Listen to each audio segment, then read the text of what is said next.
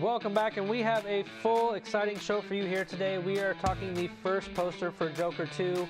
Garland is seemingly done directing for the foreseeable future. We're next going to give you our review of Kong and Godzilla New Empire. And lastly, we're talking dads. What's our favorites, and what's our favorites in TV and movies in honor of Joe Flaherty passing away. Let's get into it.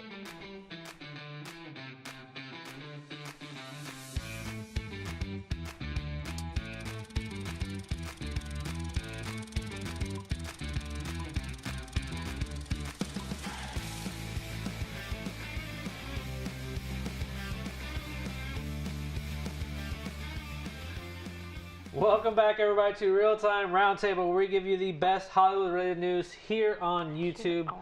I am your host, Josh Williams. I'm your host, Jordan Burke. And I'm Nolan.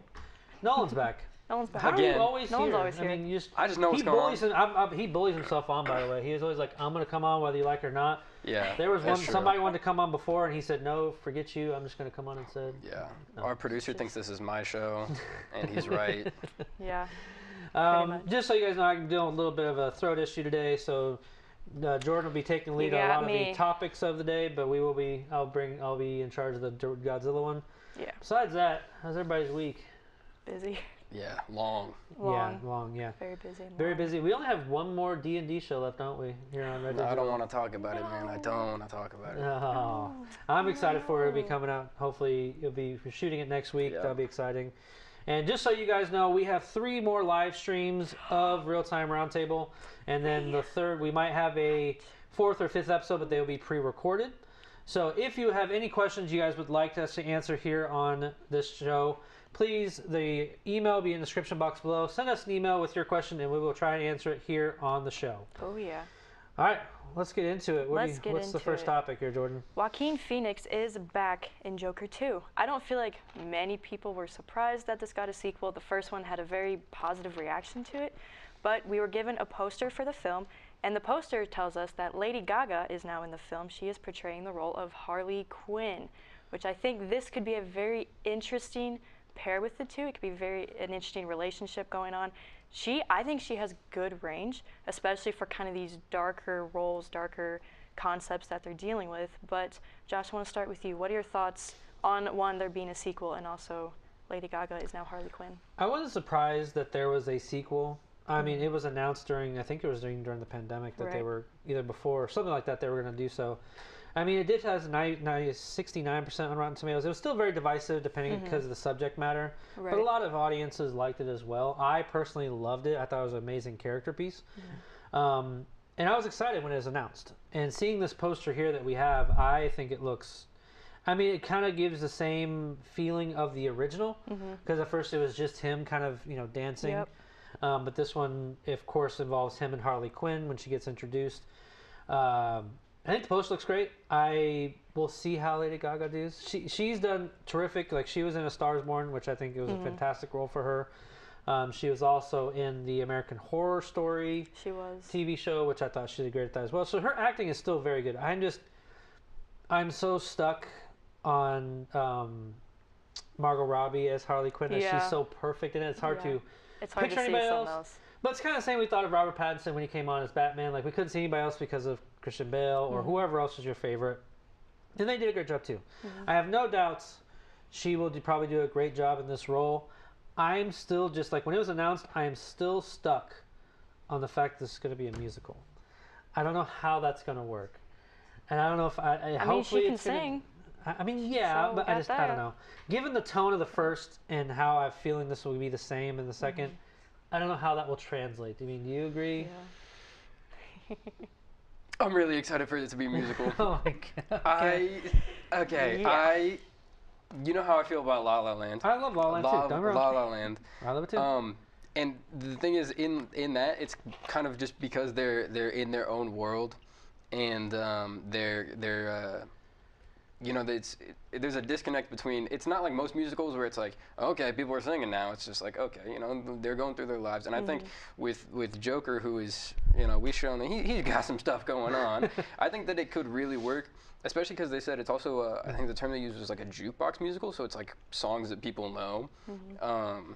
which I just think could be really interesting if it's just songs that he's taking in and he's kind of mystifying and romanticizing his own real dreary life. Okay. I think that it could be good. Addie did say, one of our floor, she said that they'll make it work, and that's very possible. And the only way I think it could work that I think would work well given the tone is that all these dance numbers are in his head.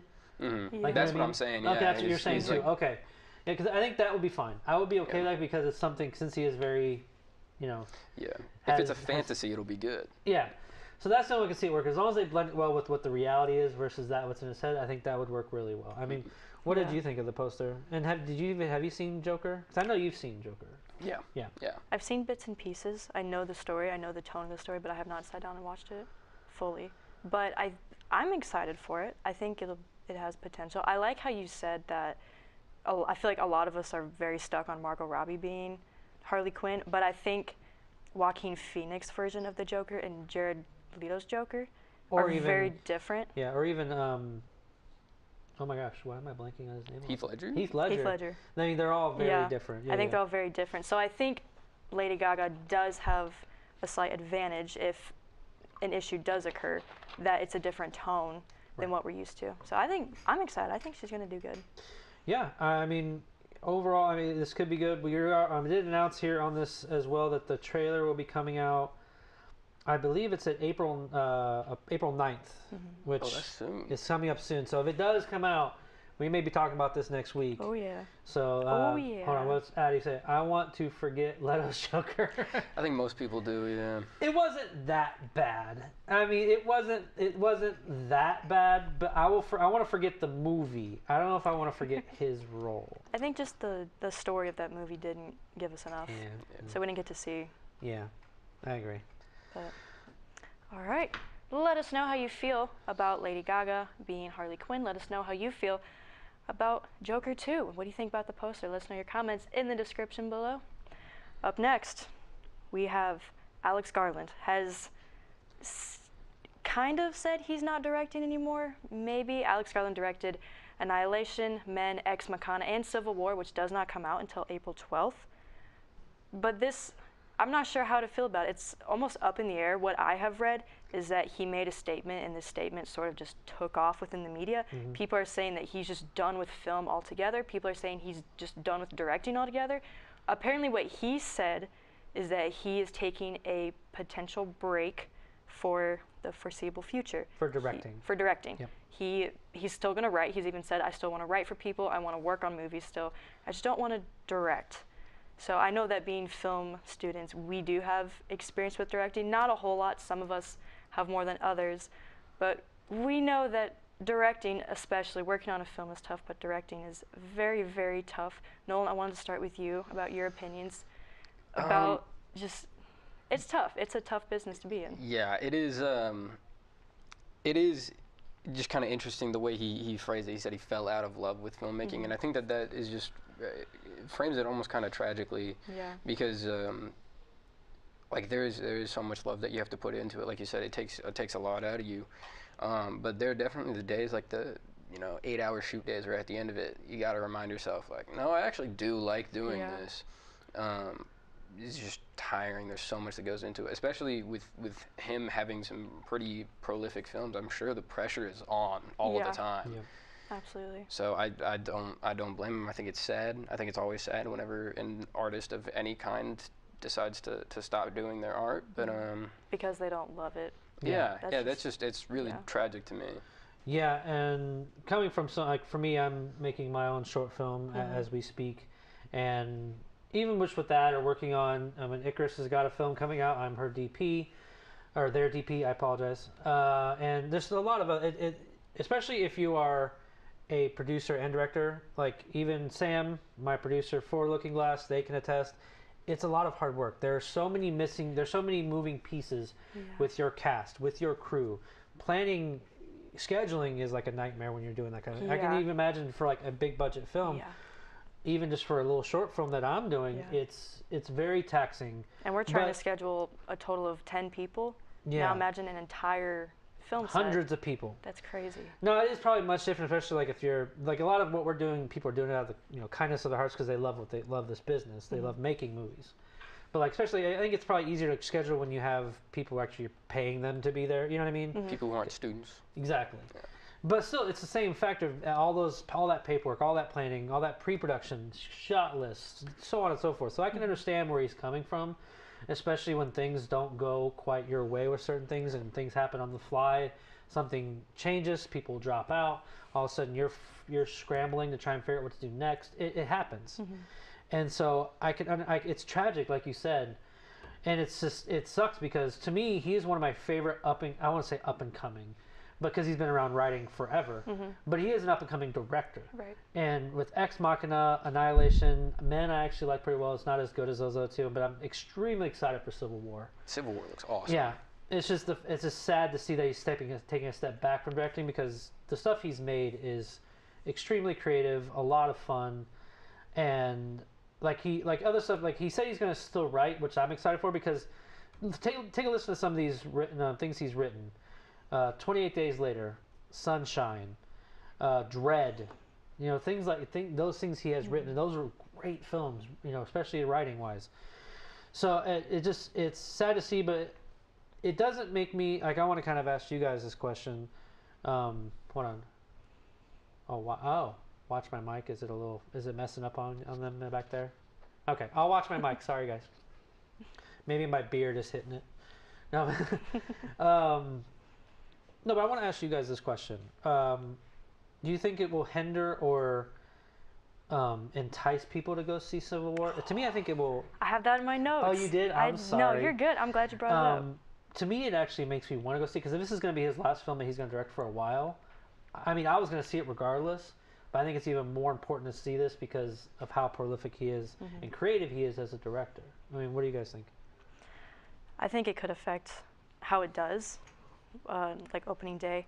I think if you're a fan, people are definitely going to go watch it. I think with this news, new people who aren't extremely familiar with his work are going to go watch it.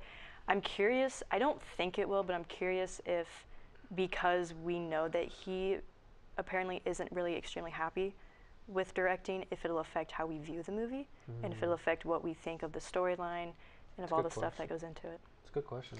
That is sort of what I was going to say is I feel like whenever I do go see it, because I'm going to go see it, it looks really great, I'm probably going to be looking out for moments where it's like, I wonder if this type of thing is what made him, not love doing this as much, or, like I wonder what it was that made him feel this way. Right. But I also think that maybe these comments, since then you said the media's kind of run away with him, I wonder if it might make some people think that the movie is bad. I don't know about that, only because the reviews are already coming out early from critics, and they're like, there's the vast majority, or even it's like I guess it's at a 93 or 92% Rotten Tomatoes now. But some people are saying that it's the best film of the year, and this is the same year that Dune came out. Yeah. So saying that means something. Yeah. You know what I mean? And even from the trailer, I don't know about you, but I mean, you guys have seen the trailer? Like that it's an awesome trailer. That line that Jesse Plemons says, like, and he goes like, well, we're Americans. Okay, what kind of Americans are you? Like, to me, that hit so deep that I was like, whoa, man. Like, you know what I mean? Like, it's even today's culture that means, so that to me is what I think it might entice people to go see it, just because this might be their last chance to see, like, for at least for a while, to see a Alex Garland directed film. I mean, because it's really interesting, because right now it says he's slated for another movie called Warfare, which might be the sequel to Civil War. I don't know. I wonder if that's... Yeah, I don't know, but he's also writing 28 years later right now. So, who knows? Well, all right, guys. Well, that'll do us for this topic. What do you guys think of this news of Alex Garland taking a break from directing? Leave your comments in the section below. Let us know your thoughts, and also let me know your favorite Alex Garland directed film.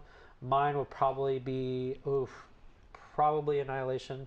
That'd probably be mine. But leave your comments and let us know your thoughts. All right, guys. Let's move on here next to our third topic of today. We're talking Godzilla, Kong, the New Empire. Now, we all know your hate for the monsterverse. I didn't even say anything yet. But we all know this. Yeah, okay. But you didn't get a chance to see it, which is perfectly okay. I will soon. I promise. Yeah, but me and you had a chance to check it out. This is this is the 4th in this franchise. No, technically it would be the 5th. Fifth, because if you count King Kong's own film. And as it stands right now, it has a 53% on Rotten Tomatoes for critics, 92% for audiences, and the audience rating from CinemaScore is, I think, a B+. So that's pretty good as well. And we had talked just last week about the box office expectations for this one because it was only slated to make 130 million. It apparently made way more than that, making 214 million worldwide, which is incredible given it's on a $135 million budget. So given all of that, and given how it exceeded expectations with the box office, apparently people love it. It's not as loved as some of the other Godzillas, but it's right in that range. We'll start off with you, Jordan. Like, what did you think of the film, given all the other films we've seen so far? I thought it was very good. I don't follow the franchise very much, so I feel like my opinion is maybe not the most reliable to go off of. Because I don't know the storyline of the past, I had a little trouble following along, but visually, it looks very, very good. It's bright, it's very colorful, which I kind of like that with the monster theme going. The connections between characters were really good. Brian Tyree Henry was Bernie Hayes. He is so funny. We've seen him on Cinema Sit Down in Bullet Train. He was Lemon. I get lemon and tangerine mixed up. If you haven't seen that Cinema Sit Down, go watch it. It's hilarious. He was Lemon. He was Lemon. But he was really good in that. He was funny. The visual effects were good. Great. They were so good. But I mean, you don't come to these ones watching the characters. You save that for Godzilla -1. So you mainly go there for the monster fights. And I will say they kicked up the monster fights to a whole new level with this one. They look I mean, good. kind of from start to finish. And they even like shortened this film. It's right under 2 hours, which is different from for these movies because they're usually 2:30, 2:25, which they cut. It seems like they cut a lot of meat off the bone to help, maybe sharpen it a little bit, make it a little more refined. Before I get to my review, I want to hear your thoughts on this film in general, and like this. Hold on. Oh my gosh. That's a good drawing. That's actually amazing. a good drawing. Can I see that? Addie, yeah, you're good. You're good. You're good. You're fine. Look at I want to see this. Our floor director, Addie. That's so Drew. cute. There you go. That's a good one. I like that one. That's funny. But I want to hear, before I get to my review of it real fast, I want to hear your thoughts on just are you still going to check this out? Have the trailers changed your mind a little bit on your thoughts on this MonsterVerse? I'm probably going to go see it just because, I might as well. I said I would, even though it's going to be later than the episode. I said I would, so I will. I think visually it looks cool. I don't really care about the story very much, so I'm just gonna go in and enjoy the monkey fighting the lizard. I don't care. But I think you know my thoughts on the Americanization of Godzilla, but I don't at this point, because they're not using it to push anything. It doesn't mean anything. It literally is just what if we had two big guys and they fought? I don't care anymore. I want to go watch that. Yeah. Well, this one, it's actually, I kind of liked it because now they kind of have a little bit of an understanding. If you kind of follow that. Because Kong vs. Godzilla, obviously they fought one another.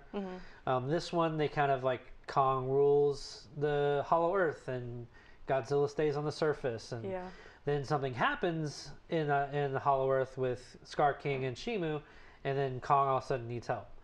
And I liked how they kind of built that up.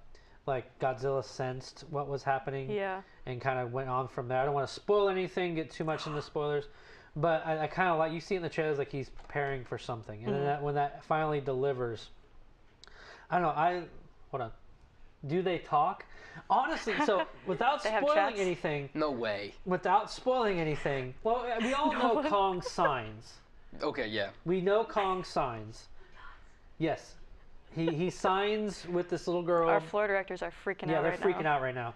But it's interesting. There's there's in the trailer you see this little tiny, ape kid who's an orangutan. There are some not talk conversations, but there's grunting, looking at one another. Okay. And, All right. There's like some like grunting with one another, like they're kind of understanding what they're saying with one another. But no, Kong does his signing with the girl, and I think that's really cool too. That is cool. I did like what they did with the girl. I don't know how you feel about that. The girl's story. What did you think about like how that was all took place? I thought it was good. I thought it was portrayed well. She didn't have much to work with in the beginning, but with her film last time, because she was just so young. But I feel like they worked well, worked everything well, and I did like the surprise character that they didn't promote this creature, this kaiju, but the one in Hollow Earth that she helps. You know what I'm talking about? I think so. I don't want to give it away. I think so. But there is someone else who shows up that's been in the MonsterVerse before. Do they just fight, or do you think that they kiss? I knew that's where this was going. I knew this was going. Yes, Godzilla and Kong, they have a full-on make-out session. No, I'm just kidding. Whoa. No. It actually kind of works out well how they kind of work, like have some sort of like truce, you want to say?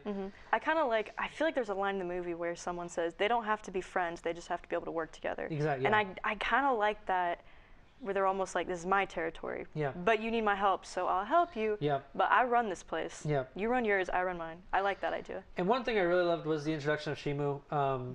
It's one of those big like ones in this Godzilla world that you know about, and they don't really answer the thing I was hoping for. Spoiler alert. They don't answer. Like, to me, I thought that Shimu was the reason that King Ghidorah was frozen in ice. But they did say that. I mean, I guess this is a small spoiler, but she was responsible for the Ice Age. So maybe that's a factor. I don't know. Either way, I had a great time watching this movie. I'm probably going to give it 8 out of 10. I still think the characters are always lacking, but they did lessen it to help with that blow as far as the score goes and the enjoyment of it. And I just liked how the pace was actually really fast. And what was your take and I would give it a 6, only because I haven't seen... I don't follow the story. Yeah. So I was a little lost just because I don't know. It was kind of like watching a new thing I got thrown into. Other than that, it was good. And I love whenever, especially in sequels, when you get like the introduction to a character that you already know. I feel like the introduction of Godzilla was really cool. And it just kind of gets you like, ooh, I'm ready. Here he is, I'm ready. How they introduced him in this one, how they continue on with this one was a lot of fun. And it's just, for me, I threw popcorn in my face. I had a good time watching monsters fight. And that's all you can really hope for this franchise. As long as they get a job at that, they're doing their job. All right, folks, what did you think of Godzilla and Kong, the New Empire? If you have seen it, leave your comments in the section below. Let us know your score, your positives and negatives, and what you're looking forward to in the future of this franchise, who you think will be the next big bad. Let us know your thoughts in that section below. All right, what's the last topic we have, Our Jordan? last topic, our discussion for this week. So Monday, we got the sad news that Joe Flaherty had passed away on the 1st. We found out about it on Tuesday, and we were talking about how, just all the stuff he's been in. You said that you knew him more from Happy Gilmore, but I said that I knew him more as the dad on Freaks and Geeks, which then got us thinking, and it kind of inspired us for this topic to talk about our favorite dads from movies or TV shows. And I think we should just kind of start going around and just list off who your favorite was, why they're your favorite, why you like them. I think I'll start off the top of just I have a lot more that I like, but if I'm gonna start talking like right off the bat, who's my all-time favorite, and like to me is someone that, so I will peek behind the curtain of my life. I had a stepdad when I was a kid, but I didn't really. It was just me, my mom, and my brother, and I had my aunt, my grandpa, my aunts and uncles. But like a lot of like advice you see from like TV shows, I kind of took that. So a lot of those dad figures were really big for me. Right. There was none bigger for me than Alan Matthews from Boy Meets World. Like, we talked about how much I love that show, but a lot of the stuff he taught his his sons and his daughter, like, is still stuff that you could take to this day. Yeah. Like, even as me now, like if I rewatch it, seeing it as a parent now for my daughter, it's kind of like it still resonates with me even to this day. That's probably my all-time favorite. And I got a lot more that I love, but what's one for you that kind of stands out? Man, I was gonna say Frank Reynolds from Always Sunny, but after that, I'm gonna go with my more serious answer, which is Mr. Bennett from Pride and Prejudice. Wow. I did not expect that. That's a deep cut. I really right didn't. there. Yeah, played by I can't remember the guy who plays President Snow. Joel from The Last of Us. Yeah. That's a good one. That's a very good one. That's a very, very good one. But was that Icarus's? Oh, that was you, Icarus and Sam's. Okay. That's a great answer. That's a really great answer. What about you? Like, what's your all-time? Like, we'll talk about the ones we like and like things that are kind of like joking ones, because there's quite a few joking ones that they're not great dads, but they were hilarious to watch. My favorite, I feel like he gets a little hate. I feel like the show gets a little hate because people are like, oh, it's just a sitcom, it's not good.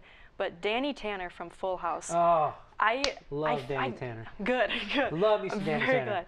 I feel like he gets just some hate. They're like, oh, it's just a funny TV show. But he had to deal with some very serious stuff right from the beginning. Yep. His wife died, his best friend, his wife passed away. He is now living a life with 3 daughters who he kind of doesn't really know exactly what to do. They're kind of in that stage where DJ is becoming a teenager, Stephanie becomes a teenager, and he doesn't, but he kills it on that show. Yeah. He teaches them how to be loved, how to be respectful. Brian Mills from Taken. Like That's a scary dude. Yeah. That's a scary dude. My kid ever got taken, I'm turning into him. I don't know if I'd have his resources, but I mean, you know. You were in the military. I mean, yeah, I can probably find some resources that way. But Danny Tanner is a great choice. He's good. Hold on, what's we got here? Uncle who? Uncle Iroh from Avatar. Oh, yeah. Okay. That's true. Okay. That's true. That's a really great one. He's the fire. He's the Fire Lord's brother. Uncle. Wait, no. The Fire brother. Lord's... Yes, Ozai's brother, I think. Is that true? No, that's a really great one. Ozai is not it. It definitely is Iroh. Okay. But Danny, I mean, that's a good one. I think that was actually one on my list. And you think it's a sitcom, yeah, but it's kind of like in the vein of Boy Meets World. They have a lot of fun with their show, but there are a lot of serious elements some dark and life topics. Lessons to be learned from it that I think were really important to that show to help ground it into like life stories. Another one for me that's kind of, my floor is, they're all acting. Okay. Haunted light bulb, no worries. Who knows? Okay, but another one for me that I laugh at because I loved watching this show, Al Bundy from Married with Children. He wasn't the best dad by any means. But go ahead, sorry. No, he wasn't the best excited. dad, but he was just funny to watch. He was funny. Like, he's just such a charismatic actor that it helped for me. But another like fun, serious ones was okay, cool. We're haunted apparently. Sweet. Apparently. A lot of fun ones. I think like let's see, Carl Winslow from oh my gosh, I'm blanking on the names of these shows. The sickness from is getting Family there. Matters, sorry, and then Bob Belcher from Bob's Burgers. Like, you kind of go on and on, but what are some of the ones for you that really stand out? I've been watching Arrested Development, and Michael Bluth, Jason Bateman's character, he's really great. He's one of those. He's like he's saying, he's not the best dad. He tries his hardest. He tries a little bit, and he's kind of clueless sometimes, but it's cute, just the stuff that he does for his son. And then I would also say Duke Leto Atreides the First from Dune. Ooh, yeah. The monologue he gives Paul, saying like, when he was like, I don't know if I'm ready to be the Duke. He was like, it doesn't matter what kind of Duke you are, it matters what kind of man you are. That kind of whole thing. That's a great one. That's pretty amazing. One that kind of stands to me in that vein is, we kind of talked about briefly before, but I want to bring it up here. I mean, I think we can agree that as long as you're a fatherly figure, it counts. Yeah. So to me, Uncle Ben just stands out way up there. hardcore right away. Like, that's a big one else for me. One of the other one I wanted to bring up that I thought was a good choice, and I wanted to get your take on it, was Dan Connor from Roseanne. I don't know. Did you ever watch Roseanne at all? Okay, you never watched it. Okay. You've seen it though? Yeah. He's one of those dads, like a blue collar dad. He kind of yelled at his kids quite a bit, but he was a fun dad. You know what I mean? Like, those kind of ones I really gravitated towards. Hold on, what's Addie got? Poe's dad from Kung Fu Panda. He just wanted him to follow his dream. Right? That's all he wanted. That's all he wanted. But any other ones that kind of... Homer Simpson, one of the most iconic dads who strangles his children. He certainly is a dad, yeah. I hope he's one of the best. Why, you little... God, I love that one. It's okay. They were fine. Yeah, they were fine. They were never hurt. I'm trying to see. Tony Stark. He's a good dad. Would you count him? I guess you can count him as a Folie figure. He's a father. All 10 minutes. Oh, I guess so, yeah. He has a kid. Yeah, you're right. He's a father. father. I did love that moment. Yeah, that moment's with him and his daughter, like, that hit me pretty hard, especially as a father to a daughter. That's a good one. I like that one. I really like that. Also for Peter, yeah, I guess that's true. A father figure Peter. I'll give you that one. I really like behind me on the screen. Yeah, I Love You 3000. That's one. What's that? Behind me on the screen, we got Atticus Finch from To Kill a Mockingbird, which is like universally one of the greatest dads ever. And then, right. Oh my God, this one There you here, go. Darth Vader, which he figures it out. He figures it out. He gets there. He gets there. But I like the one that's kind of right here behind you. Is to me one of his most iconic roles is Robin Williams as in Mrs. Doubtfire. Like that to me is one of my favorite roles of his of all time, and I don't know, I get teary eyed every time I watch that because he gives such a fun role, but a very dramatic and heartfelt role, especially during the dramatic moments that I just really love. I was just told to mention the dad from Eraserhead. Yeah. I guess I did. Yeah, I think his name is Eraserhead, but yeah, that is certainly not up there. But we should. So I'm going through a list here to see some other ones I may have forgotten. Red Foreman from that '70s show. Okay. You know? No, I haven't seen that '70s show. Oh man. Or even Philip Banks, who's Uncle Phil from Fresh Prince of Bel-Air. Okay. He was really good. There's just a lot of different dads, I think, in TV and film that you can kind of go over on and on. But I think one of the things can we agree that we gravitate towards because, like, I'm sure you guys have fathers, all that stuff. But it's the lessons that you get from those that you see that kind of resonate because you're like, that reminds me of my father, or that's kind of an entertaining aspect of it. I mean, could you agree with that? Yeah, the next one, which he made our graphic, which I'm very glad, but the next one on my list was Phil Dunphy, who reminds me a lot of my dad. He's a very goofy person. He just wants to have fun with his kids, but then in those moments, he will teach them and he will protect them. Is that from Modern Family? Yeah. Okay, yeah, absolutely. I love Modern Family. Okay. Favorite. But that was next on my list. He reminds me a lot of my dad. There's a lot of teary moments when I watch that show because I'm like, oh my gosh, it's my dad. Yeah, I never fully watched. I watched some of Modern Family. I didn't watch all of it all the way through, but I have seen enough to know that it's it's really fun show, and I enjoy that one as well. Any last minute thoughts, guys, before we wrap up here? I don't think so. I don't think so. From our floor, any other last ones before we wrap up for the day? I don't think so. All right, folks. Well, we don't have a question for you guys this week, but if you do have, send them in. Send them in. We'll talk about them. That email is right in the description box below. We will answer them here on live. Other than that, that will do us for today, guys. Thank you so much for watching. More importantly, what do you think of all of our shows, all of our segments, I should say, that we have for you here today? Leave your comments section below. Let us know your favorite, and give us your thoughts on each one. Also, if you like what you watched and you like the product we described, hit that like button, punch the subscribe channel, so you can receive all of our great content we have for you here on Red Digital. I say it again and again, we have great shows. We have Cinema Sit Down, D&D show, D&D. Friendly Fire, and of course, ReelTime RoundTable. That's all we have for you today. Again, I'm Josh Williams. I'm Jordan Burke. And I'm Nolan. And thank you for keeping it real with ReelTime.